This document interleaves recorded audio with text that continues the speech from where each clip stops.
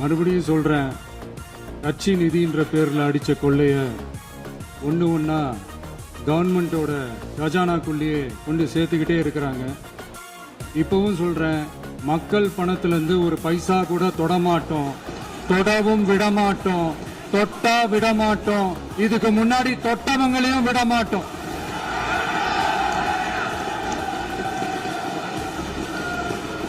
ஒவ்வொரு ஊழலா வெளியில வரும் போலே, ஒவ்வொரு வேஷமா கலைஞ்சிரும் போல இங்க இருக்கிற நிறைய பேரு நடுங்கி போய் இதுல நம்ம மேல அவதூறு வேற.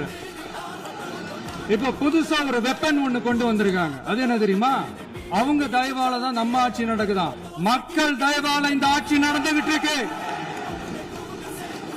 மனசாட்சி உள்ள சக்திகளோட ஆதரவால இந்த ஆட்சி நடந்துகிட்டு இருக்கு. நாங்க தான் அனுப்பி வச்சோம் அப்படின்றாங்களே. அனுப்பி வச்சவங்களுக்கு மினிஸ்ட்ரியில இடம் கொடுத்தா ஏன் கதறீங்க? ஏன் இவ்வளவு கோவம்? ஏன் இவ்வளவு கதறல்? இதுல இன்னொரு முக்கியமான விஷயம், மார்க்சிஸ்ட் கம்யூனிஸ்ட் கட்சி நமக்கு ஆதரவு கொடுத்தது சுயேட்சையா எடுத்த முடிவுன்னு சொல்றாங்க. அதே மாதிரி இந்திய கம்யூனிஸ்ட் கட்சி நமக்கு ஆதரவு கொடுத்தது சுயேட்சையா எடுத்த முடிவுன்னு சொல்றாங்க. இதுல எங்க இருந்து நாங்க தான் அனுப்பி வச்சோம்னா புரியல.